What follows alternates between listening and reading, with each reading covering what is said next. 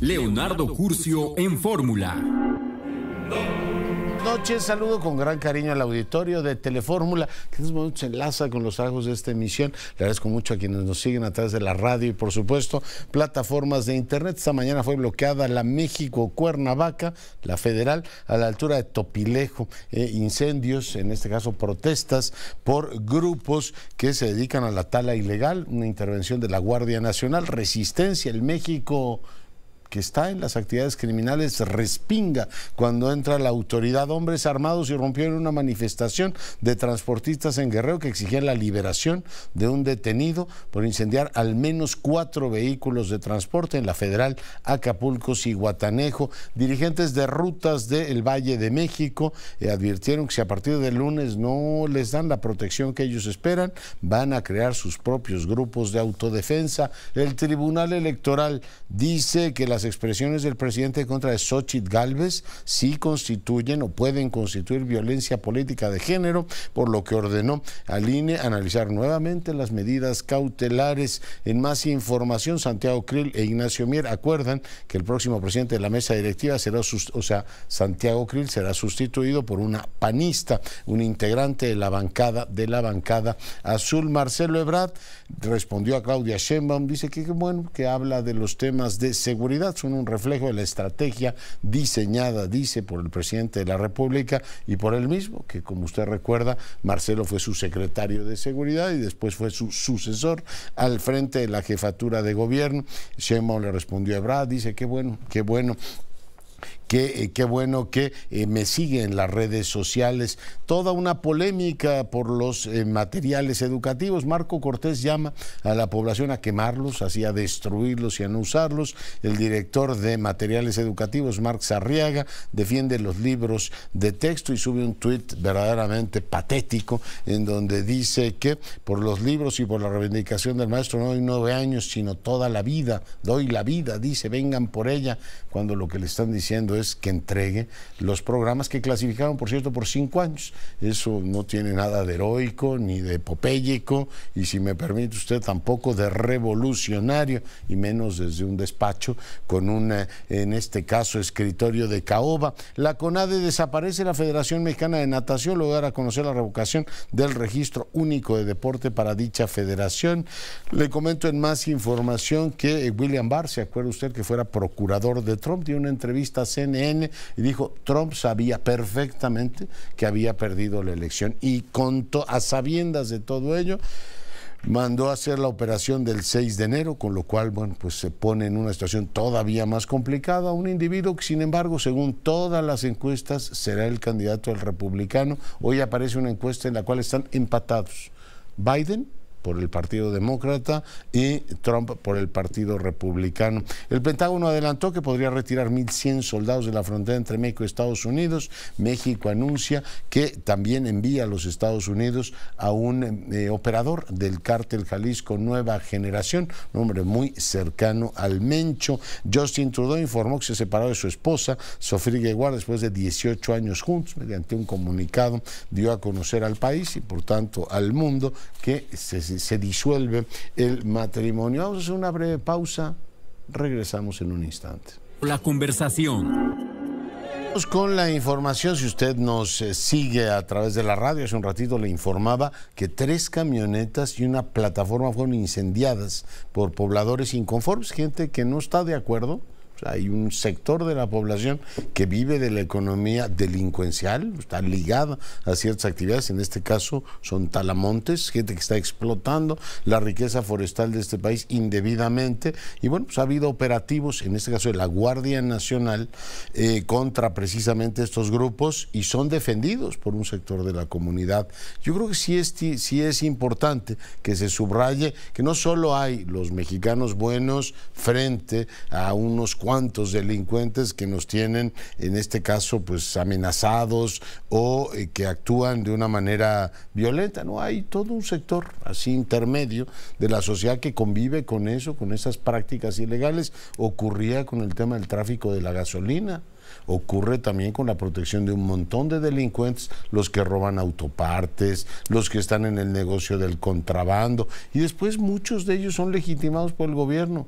Ve usted lo que han hecho con los autos chocolate, han legalizado toda la importación, que no es de un señor que se va a comprar su camioneta, su estaquitas a sabrá Dios qué pueblo de Texas y la trae, no, es toda una cadena que funciona y tiene rentabilidad política y económica, igual que las cadenas que llevan gente del sur al norte. En fin, hay una convivencia con el fenómeno criminal muy importante y de pronto cuando la autoridad quiere poner orden, respingan. Ahí está el dato, se lo dejo, y esto está ocurriendo a unos kilómetros del centro del poder de este país. Dejo el tema y voy ahora con Celia Mendoza para que nos actualice cómo va el tema Trump. Ayer platicábamos de las acusaciones que pesan sobre él. Celia, ¿qué novedades tenemos? Buenas noches. Buenas noches, Leonardo. Así es, el expresidente de los Estados Unidos, a pesar de tener la oportunidad de poder presentarse vía Zoom a la Corte del Distrito de Columbia, a la Corte Federal en Washington, se ha confirmado que estaría llegando a las 4 de la tarde, será arrestado, será procesado y se espera que se declare no culpable de los cargos en su contra. La jueza en este caso ya ha procesado varios casos en contra de acusados involucrados con el ataque al Capitolio el 6 de enero y en ocasiones anteriores inclusive ha mencionado al expresidente. Se espera que ella siga la recomendación del fiscal especial, que se haga un juicio rápido y podríamos ver rápidamente cómo la defensa empieza a tratar de establecer una narrativa ya desde ayer mismo en la que aseguran que esto es libertad de expresión y que simplemente es una cacería política. Sin embargo, la evidencia, según el fiscal Jack Smith, es contundente y se podrá presentar rápidamente cuando inicie este juicio. Así que ya se empezaron los preparativos de seguridad, Leonardo, en los alrededores de la corte, donde los periodistas desde hoy mismo están haciendo fila para poder entrar a este procedimiento, donde no se aceptará la entrada de cámaras de video ni tampoco de audio, siendo una corte federal, y al mismo tiempo ya han llegado manifestantes, la mayoría en contra del exmandatario, un hombre vestido de Donald Trump con un traje anaranjado y esposas. Se ha llevado la atención de los medios de comunicación que han estado acampando allí y que desde luego esperan esta audiencia con ansiedad. Muy bien, pues pendientísimos, te agradezco mucho, Celia, el reporte. Gracias a ti, Leonardo. Saludos. Y bueno, pues ¿se acuerda usted de Ángela Buitrago?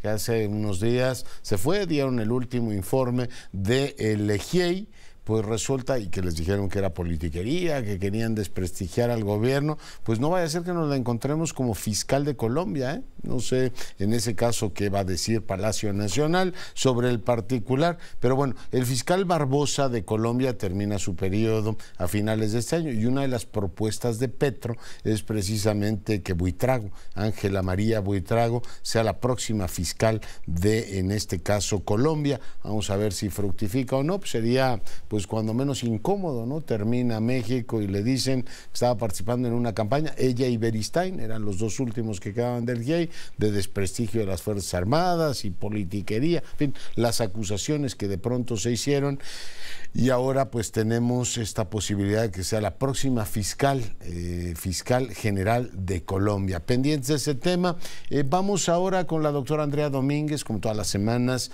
nos hace el enorme favor de darnos su comentario. Doctora, ¿cómo estás?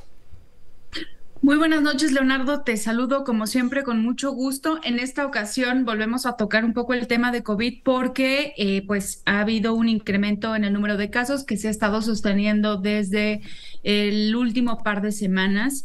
Nada que alarme, nada que tengamos que entrar en ningún tipo de pánico, pero sí es importante, como siempre he mencionado, seguir monitoreando a este virus que no nos va a dejar. Es parte de que llega, se establece y empieza a tener esta circulación cada vez mayor, pero también va a seguir produciendo pequeñas olas. El chiste de estas olas es que entre todos logremos que sean de menor intensidad y de menor duración, y esa es responsabilidad de cada uno de nosotros. Nuestra máxima casa de estudios, Leonardo, hace un comunicado, obviamente prende las alarmas, aunado a la circulación de la información de nuestras autoridades de manera oficial. social, en donde hay alrededor de 24 municipios en 16 estados de la República que reportan un incremento tanto en la positividad de las pruebas, de un 20-21% de positividad hasta más del 30%, 32% de positividad, como también los casos sintomáticos. No ha habido una modificación hasta el momento en el número de hospitalizaciones, ni tampoco en el número de defunciones, afortunadamente.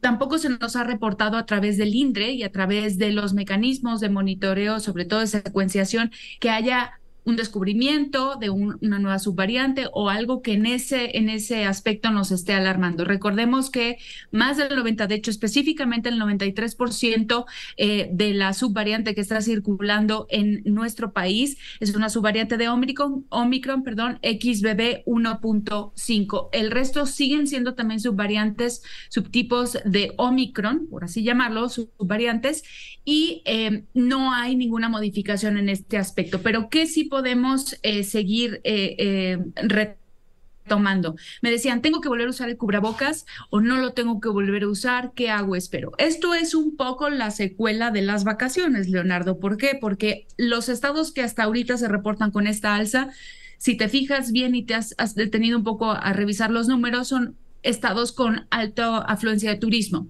Entonces, hay que tener mucha precaución cuando vayamos o estemos, como siempre, en lugares conglomerados con mucha gente. En esos casos, procuren utilizar el cubrebocas independientemente de la ventilación que exista, sobre todo si van a estar más de 15, 20 minutos en estos lugares. Procuren traer el cubrebocas por precaución, sobre todo si tienen o sospechan de que tienen algún síntoma respiratorio. No todo es COVID.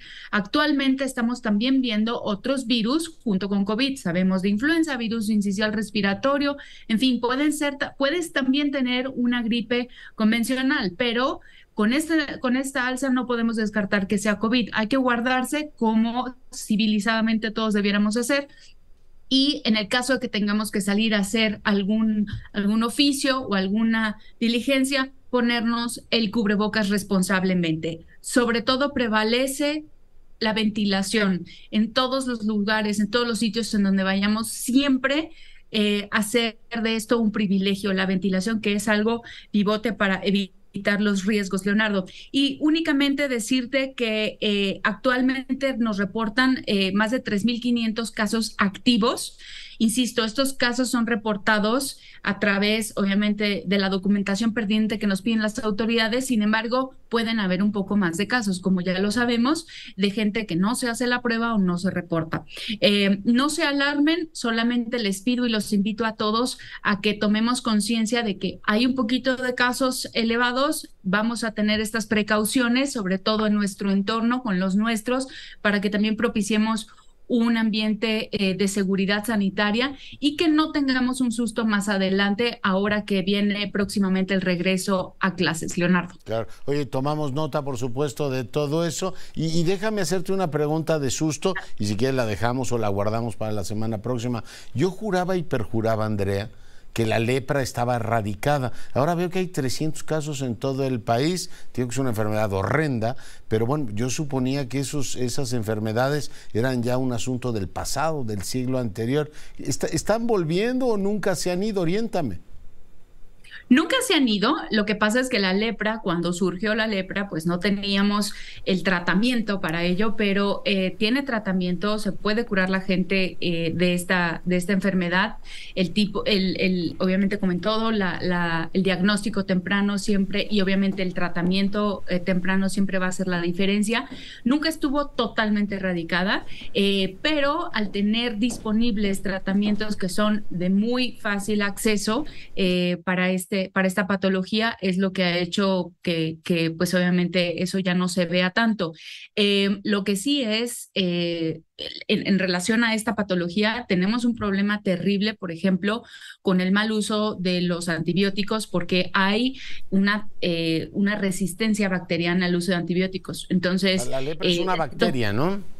Sí, es correcto. Entonces, ya no diríamos coloquialmente, no hacen efecto convencionalmente los que hacían efecto, pero no es un tema del cuerpo o de la persona, es un tema de la resistencia bacteriana. Es decir, ponlo así, la flora, las bacterias y toda esta fauna a este nivel microscópico también se han vuelto más resistentes a los medicamentos, pero eso ha sido por irresponsabilidad en el uso, en el mal uso, y sobre todo que empiezan a recetar antibióticos cuando no están indicados, por ejemplo, cuando hay infecciones virales, ¿no? El caso que vivimos con COVID, por ejemplo. Y espero que haya medicamentos, porque bueno, mientras el presidente resuelve su fábrica de Santa Claus, donde va a estar todas las medicinas del mundo, yo tuve, no me voy a detener. Que por cierto, esa es una farmacia, ¿no? O sea, ese es el concepto de una farmacia, no entendí muy bien. La farmacia mágica, donde estén todos los medicamentos y van a llegar a la casa que los requiera. Eso es fantástico. Pero una cosa muy práctica, yo tuve un orzuelo hace unos días y me recetó el oftalmólogo una pomada y me miró el de la farmacia como diciendo, oye, pues hace 6 meses que esa pomada no está disponible. O sea, sigue habiendo un desabasto serio de medicamentos ordinarios. No me quiero ni imaginar los de la lepra, el mío fue un orzuelo, nada más.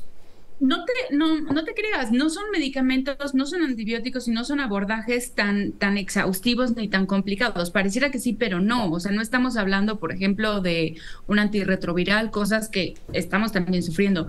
Pero recordemos que el desabasto de medicamentos se está agarrando parejo, inclusive el de las vacunas, Leonardo. O sea, ya ni siquiera estamos hablando de medicamentos para el tratamiento de una enfermedad en curso, para prevenir las enfermedades. No solo es exclusivo en tratamientos oncológicos, estamos hablando, como he mencionado, antirretrovirales, estamos hablando también medicamentos para la salud mental. O sea, sabes la carga de enfermedad que nos espera con todos los pacientes que tienen, por supuesto, una incapacidad laboral por un tema de salud mental. Esto es terrible. Y no se ve para cuándo. Es también muy peligroso porque podemos estar también en manos o ser presa del mercado negro, ¿no? De fórmulas que no están estandarizadas. Y ya tuvimos el caso ya estamos teniendo los casos de meningitis en Durango y en Matamoros, con todo este tema de que se usaron medicamentos que no eran. Entonces hay que tener un monitoreo y hay que exigirle a las autoridades que esto sea de manera seria. No es nada más, son varias células las que están involucradas. Tomo nota, Andrea, un abrazo. Que estén muy bien, cuídense mucho, por favor. La doctora Domínguez Barbosa, y para mí es un privilegio que la subdirectora general de la UNESCO, ella es la responsable, la directora general de Ciencias Sociales y Humanas de esa importante organización, hoy esté con nosotros. Bienvenida, maestra Ramos.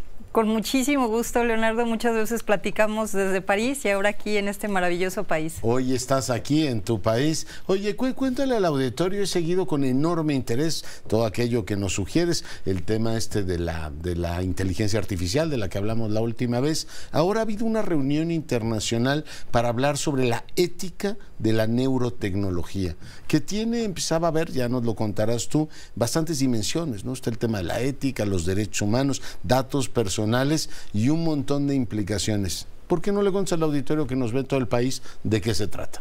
En primer lugar, es una buena noticia, porque como en todos los desarrollos tecnológicos ha habido esta aceleración de procedimientos, de instrumentos, de la capacidad de entender, leer, registrar, monitorear el cerebro. Entonces, con todos los temas de salud mental, con el Alzheimer, con el Parkinson, con las depresiones, pues es muy buena noticia que estos avances tecnológicos nos permitan encontrar curas pues a enfermedades que nos han aquejado por muchos tiempos. Entonces, la parte de la neurotecnología, que son estos avances de entender al cerebro, en la cuestión médica, muy buena noticia. Hay otra parte que es cuando interactuamos con las computadoras. Nuestros datos estamos dejando huellas de quiénes somos, cómo actuamos, qué nos mueve, qué nos emociona. Muchas veces cuando tú interactúas con el internet y te emociona algo, reaccionas más rápido, a veces te inundan con propuestas porque como yo soy michoacana, pues me envían todas las bellezas de Michoacán y me siento muy feliz. Todos estos son datos neuronales que se están recabando a través de la inteligencia artificial y que tienen implicaciones positivas para hacer pues propuestas mucho más apegadas a tus gustos, a tus intereses, pero que también pueden ser utilizados de algunas otras maneras. Pueden reconocer tu identidad, pueden manipularte, pueden inundarte de información falsa que te va a producir miedo. Entonces, nosotros en la UNESCO, que siempre hemos estado velando porque estas tecnologías se desarrollen dentro de marcos éticos, es decir, que respeten los derechos humanos, las libertades fundamentales, pues tiene que ser así porque estamos hablando de tu identidad, estamos hablando de la libertad de pensamiento, estamos hablando pues de no ser manipulado. Y hay que pensar en algo similar al conjunto, ¿cómo es un decálogo? Que era un instrumento ético que plantearon para la inteligencia artificial. Eso es lo que hacemos en la UNESCO, y por eso estoy muy orgullosa de estar liderando este esfuerzo, porque parece ser que el debate internacional actual en el Congreso de los Estados Unidos, en la Unión Europea, en México, en América Latina, es cómo aprovechamos los aspectos positivos de la inteligencia artificial, de la biotecnología, del genoma humano, de las neurotecnologías, pero cómo lo hacemos de una manera que nos beneficie y no que nos produzca pues mayores desigualdades, mayores discriminaciones. Y entonces la UNESCO recuerda que hace pues más de 15 años, cuando tecnológicamente se podía clonar las células y se clonó a la oveja Dolly. La UNESCO salió y dijo, perfecto que lo podamos hacer. La pregunta es, ¿debemos hacerlo? Y gracias a la UNESCO, los países decidieron que se tenía que prohibir, que esto no era una avenida que tenías que explorar. Hicimos nuestra declaración respecto de la ética del genoma humano.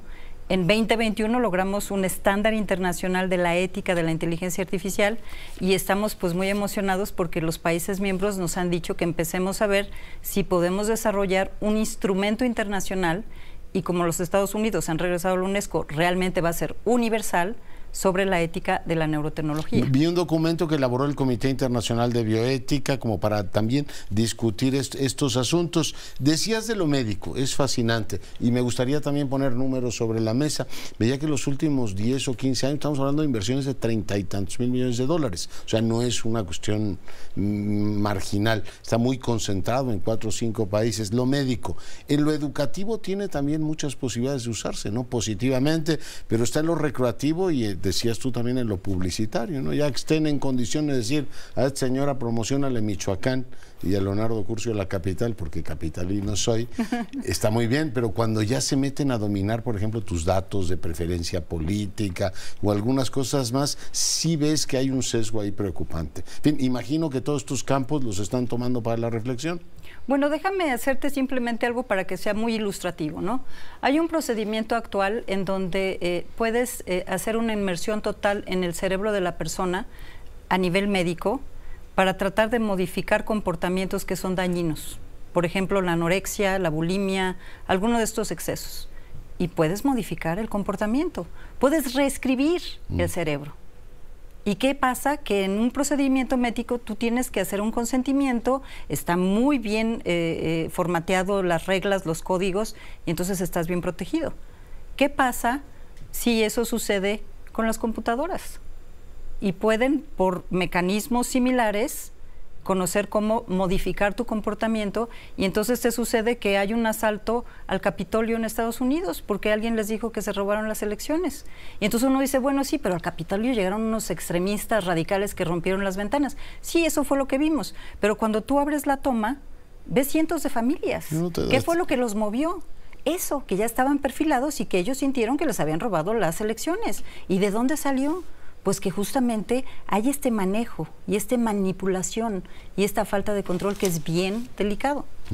Aquí tengo la encuesta, cuando ves, un 37% está convencido de eso. O sea, claro que nos robaron y creen que es algo heroico en vez de verlo como un despropósito. Hace unos meses, Gaby, entrevisté a una persona absolutamente notable, una joven colombiana en un tecnológico de Suiza. Logró conectar una neurona con a un paralítico y se empezó a mover. O sea, lo promisorio que resulta esta tecnología y este conocimiento del cerebro te abre ese frente, aunque está también el otro que tú nos dices. Hay que ser muy cuidadosos con la gobernanza del sistema en general, ¿no? Y para proteger, por ejemplo, derechos fundamentales y libertades fundamentales, la libertad de pensamiento, tus pensamientos, que nadie se inmiscuya en tus pensamientos. Ya es ciencia ficción, porque muchas veces decimos, ay, ojalá yo pudiera saber qué está pensando Leonardo en este momento, ¿no? Siri sabe más que yo de mí. Acuérdate que Elon Musk ya tuvo la autorización de probar unos implantes, y se lo autorizó la Food and Drug Administration, o sea, la agencia federal de Estados Unidos, la COFEPRIS americana, para ver si hay posibilidad de que los pensamientos y la forma como opera el cerebro pueda traducirse sin que tengas necesidad de hablar en instrucciones a la computadora. Eso está muy bien, porque evidentemente si puedes hacer eso para un parapléjico, pues qué maravilla, porque se va a poder comunicar. Stephen Hawking fue maravilloso, se puede comunicar. Pero ¿qué tal si eso es mal utilizado? ¿Qué tal si eso te sirve para decir, yo ya sé que Leonardo Curcio está en contra de esto, del otro, y utilizar esa información? En contra de la UNESCO. Por ejemplo, eso sería un exceso y entonces yo te hablaría inmediatamente por teléfono, ¿verdad? No, al final del día es en dónde tenemos el control nosotros de nuestros datos. Y este es el mensaje para tu audiencia. Tenemos que ser conscientes de que estamos generando una serie de información sobre nuestra identidad, sobre nuestra personalidad, sobre nuestros gustos, sobre nuestros miedos, nuestras emociones, a través de nuestro contacto digital. El tema recreativo y videojuegos es también un tema importante, ¿no? Sobre el que hay que poner el énfasis, porque también ya se sabe mucho, en la misma lógica que nos explicabas, del comportamiento de los chicos que juegan en línea, ¿no? Ese es uno de los aspectos más delicados. Y eso ya lo habíamos mencionado en la recomendación de la ética de la inteligencia artificial. Los sectores vulnerables porque los jóvenes y los chicos todavía no tienen una madurez en términos de su desarrollo cognitivo como para tomar las mejores decisiones y desenmarcarse. ¿Por qué suceden las adicciones? ¿Por qué pasan 6 horas conectados? Porque evidentemente la forma como se construyen estas tecnologías saben exactamente cómo pueden motivar o movilizar o generar ciertos comportamientos. Luego la gente te dice, bueno, pero nadie va a leer tus pensamientos. O sea, por más que yo me meta a la computadora y escriba de cierta forma, en primer lugar yo te diría que sí, porque además estamos muy bien mapeados, ¿no? Pero en segundo lugar, si tú combinas esa generación de datos neuronales con la inteligencia artificial, puedes estar muy cerca de saber más o menos por dónde anda Leonardo Curcio, y yo diría, espero que te guste la UNESCO, porque no vaya a ser que nos enteremos. La consulto absolutamente y me entero que hay más o menos 1.400 empresas que están metidas en eso, están muy concentradas efectivamente en neurotecnología y en Estados Unidos, ¿no? Yo creo que es interesante y sí lo podrías ver por las páginas y las veces que te consulto y todo lo demás, que todo eso me resulta fascinante. ¿Está muy concentrado en el sector privado el tema o los gobiernos han estado también trabajando en el tema con propósitos de otro tipo? Bueno, déjame decirte que como todo, la empresa privada tiene mucho más potencial, ¿no? Más potencial y más recursos para hacer estas inversiones. En el caso de la neurotecnología, los estados también han triplicado su inversión, pero llegan a 7,000 millones de dólares, mientras que las empresas van a llegar a 24,000. Y no solo eso da los el crecimiento es exponencial. El reporte que tú estás mencionando, que es el panorama del crecimiento de las patentes neurotecnológicas, te señala que sí son las empresas privadas, aunque los estados también han estado invirtiendo. Lo que nos preocupa, que también es una semejanza con el mundo de la inteligencia artificial, es que está altamente concentrados. El 80% de todos los desarrollos de la tecnología relacionada con el cerebro ha sido elaborada por 10 países durante las últimas 2 décadas. Y el 70% del resto de los países del mundo han producido 10 documentos analíticos. Entonces, al final del día, también ahí hay una desigualdad masiva. En educación, tú me decías, hay un procedimiento maravilloso en donde tú puedes checar y monitorear el cerebro de los chicos para ver de qué forma están concentrados o no en el aprendizaje. Te puede dar mucha riqueza de información, pero cuando China, por ejemplo, creó una diadema para monitorear y tratar de generar esta información de cuándo podías meterles más matemáticas porque estaban más concentrados, a qué hora, que puede ser muy útil, los papás dijeron, no, le quitas la diadema a mis hijos porque yo no quiero que le estés monitoreando el cerebro. Ahora ya sabemos que hay, por ejemplo, algunas intervenciones que te pueden incrementar tu capacidad analítica. Le llaman en inglés los enhancers, ¿no? Te fortalecen tu capacidad analítica. ¿Cuánto cuestan? ¿Quién tiene acceso? Entonces vamos a entrar en un mundo en donde con esta desigualdad que tenemos, quienes puedan ser más inteligentes van a invertir en ser más inteligentes, y entonces los chicos que están con alguna capacidad, aunque sean de entornos socioeconómicos bajos, pues ya se quedaron fuera. No, son cuestiones éticas. No, y es apasionante. Oye, tuvieron la reunión en julio, hay toda esta discusión. ¿Cuál es el calendario? ¿Qué se espera? Bueno, tenemos ya, tuvimos el Consejo Ejecutivo ya dijo que exploráramos esta posibilidad. En primer lugar, yo tengo unos comités fascinantes, Leonardo, que están compuestos por multidisciplinarios, filósofos, ingenieros, que son los comités de la ética. Ellos fueron los primeros que escribieron un reporte sobre este tema, como lo hicieron con la inteligencia artificial. Lo preside el francés ¿no? De Medicine et Nature.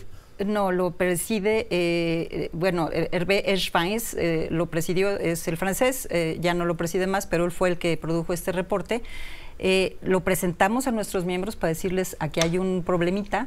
Nos dijeron, nos parece fenomenal, le vamos a recomendar a la Conferencia General en noviembre que les dé el mandato de elaborar la recomendación y entonces nos vamos a poner a trabajar.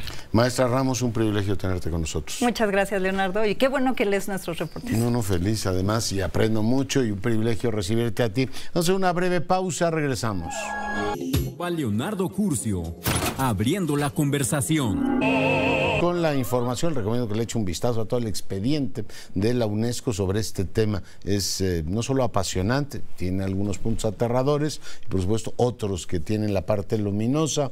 Dejo ese tema y vamos a otro igualmente relevante, y también tengo, para fortuna mía, otra personalidad de primer orden en este país, el presidente fundador de Comexia, embajador eminente de nuestro país, Andrés Rosenthal. Embajador, ¿cómo está? Buenas noches. Buenas noches, Leonardo. Buenas noches y gusto estar contigo y bienvenido de regreso. Gracias, embajador. Oiga, pues preguntarle, está pues muy revuelto el tema de Ucrania después de la cumbre que la OTAN tuvo en Lituania, algunos de los avances que ha tenido ciertamente el ejército ruso y el ejército ucraniano. Ahora se abre la posibilidad de una reunión en los próximos días en Arabia Saudita. ¿Por qué nos ayuda a ver pues cuáles han sido los últimos desarrollos y qué expectativas se generan con esta reunión en Arabia Saudita? Embajador. Gracias, Leonardo. Bueno, la reunión en Arabia Saudita es una segunda reunión. Hubo una primera en Copenhague, donde de hecho los de Arabia Saudita, el gobierno, ha querido tratar de mediar en el tema de la guerra contra Ucrania. La verdad es que yo no le doy muchas posibilidades. En primer lugar, porque no está invitada Rusia. En segundo, porque la agenda de esta reunión se centra en una propuesta del presidente Zelensky, una propuesta de 10 puntos, en la que, entre otras cosas, exige la salida inmediata de las tropas rusas de Ucrania y el regreso a las fronteras originales, entiéndese fronteras que incluyen regresar a Crimea, a Ucrania, y volver a las fronteras con Rusia. Yo creo, no sé si México va a participar formalmente en esta reunión o no. Que quedó ambiguo en la formulación presidencial, porque digo que igual iba Alicia Bárcena, pero hay poca claridad, eminente. Sí, no creo que vaya la canciller, porque tenemos nosotros una reunión con ella en estos días. Yo no creo que ella vaya, pero puede ser que se conecte a alguien o ella por virtualmente. En todo caso, han invitado a una treintena de países los saudíes. No se sabe quiénes van a aceptar o quiénes estarán presentes y a qué nivel. En la reunión de Copenhague estuvo virtualmente el asesor de seguridad nacional de la Casa Blanca, Jake Sullivan, de Estados Unidos, pero de hecho nada realmente salió de esa reunión. Y me parece lógico que sea difícil que se piense en algún resultado concreto cuando no está una de las partes, que es obviamente Rusia. Dos, que se esté trabajando sobre un plan de paz del propio presidente Zelensky que contiene algunos elementos disque no negociables de parte de él, que probablemente sean totalmente inaceptables para Rusia. Claro. Entonces, yo no le veo muchas posibilidades. En el boletín de la Cancillería de antier, dice que repite un poco lo que dijo el presidente López Obrador, que México está dispuesto a participar en cualquier esfuerzo para lograr la paz en Ucrania, siempre y cuando se respeten pues una serie de preceptos de la Carta de la ONU, derecho internacional humanitario, derecho internacional, etcétera. Pero, como digo, no le veo un éxito inmediato a este proceso. No es el único, han habido otras propuestas de paz para lograr un fin al conflicto en Ucrania, y hasta ahora pues ninguno ha prosperado. Yo creo que mientras estén combatiendo con la ferocidad que lo están haciendo tanto los rusos como los ucranianos, y no haya perspectivas de que Ucrania pueda empujar a las tropas rusas de regreso a las fronteras anteriores a la invasión, lo veo muy difícil. Sí.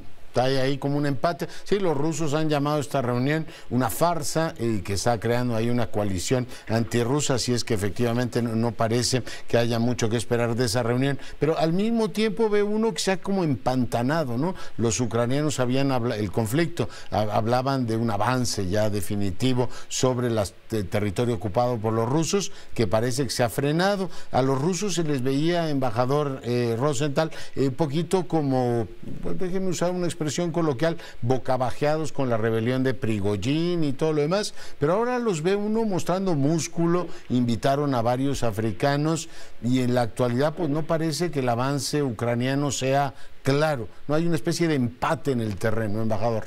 Así parece, Leonardo. La verdad es que las Fuerzas Armadas ucranianas han hecho algunos avances, yo diría avances milimétricos dentro de todo esto.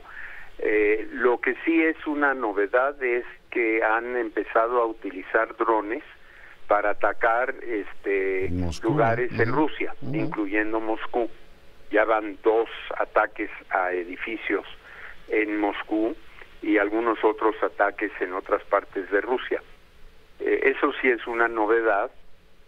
Yo no sé si esto lo que pues va a acarrear es que los rusos intensifiquen todavía más sus bombardeos, sobre todo a objetivos civiles no militares en Ucrania. Ya han estado bombardeando hasta Odessa, ¿no? Ahora que ya no están en el pacto de granos, Se salieron del pacto de granos.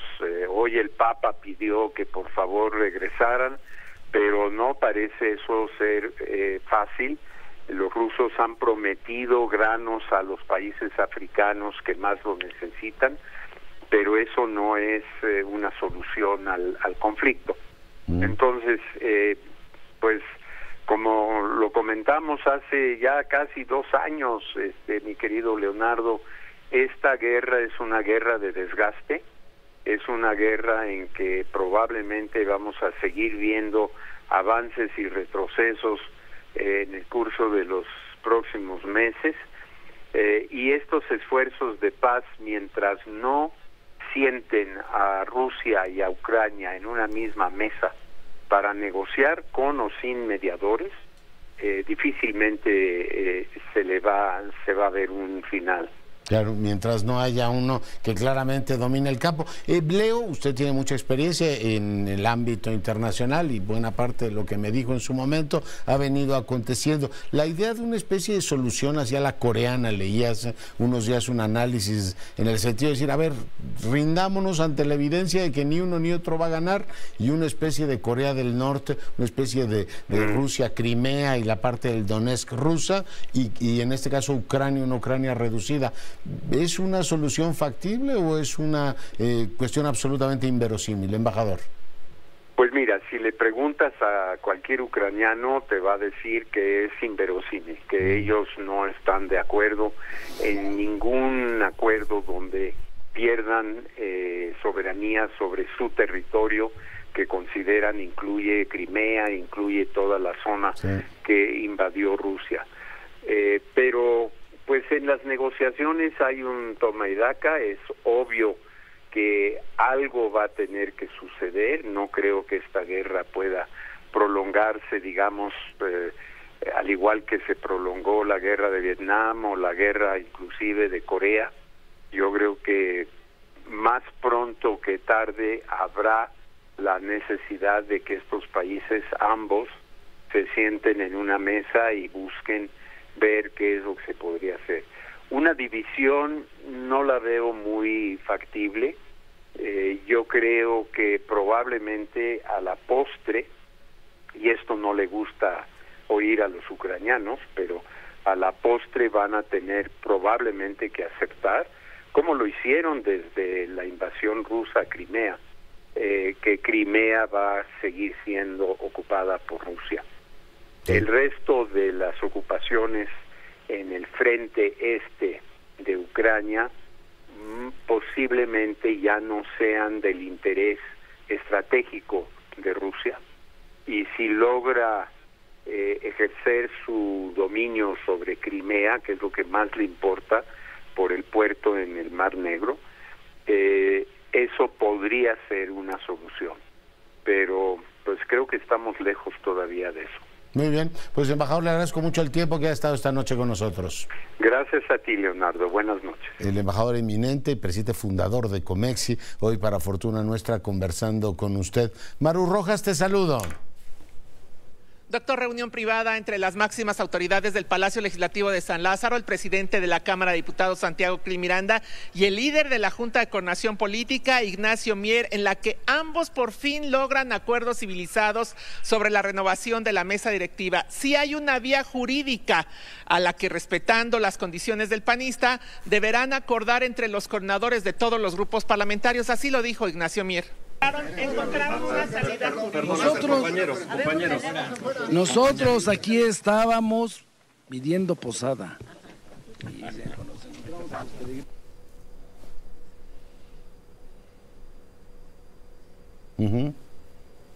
Maru.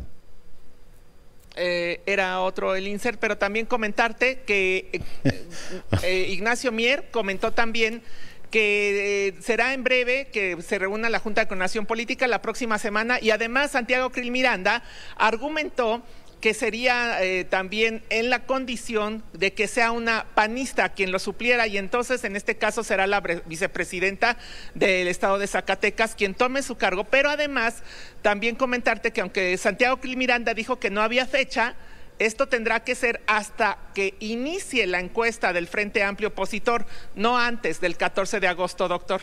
Ya, porque el 8 en principio iba a ser, ¿no? Que es cuando tienen que acreditar las firmas y ver si en todo caso Santiago Krill reunió las 150,000. Pero pues pendientes de todo este asunto, ya extrañaba tus crónicas, Maru Rojas. Nosotros también, doctor, muchísimas gracias. Y bueno, vamos a estar pendientes porque Santiago Krill dice que no será antes del 14 que se vaya, porque primero, además de saber si es de los 3 finalistas, tendría que ver cómo inicia el proceso para la encuesta que se va a llevar a cabo en el Frente Amplio. Vienen debates, encuesta y todo eso, y ahí está la presión. Pero bueno, Maru, muchas gracias. Cambio de argumento informativo. Voy ahora contigo, Héctor Herrera, adelante. Grupos y asociaciones de autotransportistas del Estado de México y su zona conurbada dijeron estar cansados de extorsiones, robos, asaltos y quema de unidades. Advirtieron que si las autoridades no hacen su trabajo, comenzarán a hacer justicia por su propia mano. Jafet Sainz, dirigente de la Alianza de Autotransportistas y Comerciantes Metropolitanos, ACME, aseguró que los autotransportistas del Estado de México y de su zona metropolitana están hartos de la ineficacia y la inacción de las autoridades estatales y municipales, y aseguran que si en 72 horas no entregan a los autores de la quema de unidades del transporte público, el próximo lunes 7 de agosto harán un paro total en la entidad para ejercer presión. Y señaló que a partir de este momento se crea la autodefensa de autotransportistas del Estado de México. Estamos cansados. No nos vamos a dejar del ratero, no nos vamos a dejar del extorsionador. O trabajan las autoridades o trabajan. y si no trabajan que se quiten porque nosotros podemos hacerlo y vamos con todo. 2-3 días queremos a los detenidos. Aseguran que las autoridades, en lugar de detener a los delincuentes, solo se dan a la tarea de extorsionar a los transportistas y advierten que si las autoridades no hacen justicia, ellos comenzarán a tomarla por cuenta propia. En la Cámara, Oscar Rea, Héctor Herrera Argüelles, Grupo Fórmula. Bueno, pues ahí está, y bueno, pues viene el gobierno de Delfina y así ya prácticamente todo el país estará gobernado por Morena, por lo menos en la zona centro, ya no habrá este tema de que es que no nos coordinamos entre gobiernos. Ahora, aunque no parezca, pues no se coordinan, por ejemplo, en la tenencia entre el Estado de México y Morelos, a pesar de que pertenecen sólidamente a la misma coalición. Pero bueno, va a partir del gobierno de Delfina, pues supongo que van a empezar a mejorar, por lo menos en el ámbito de la coordinación. Le informo que el metro dio a conocer que 2 personas fueron arrolladas por paso en la estación Hidalgo, en la línea 2 del metro. Señaló que personal del área jurídica dio aviso al Ministerio Público. Estas 2 personas arrolladas. El incidente ocurrió alrededor de las 4:25, luego del retiro de los cuerpos, la circulación se reanudó, cosa más terrible.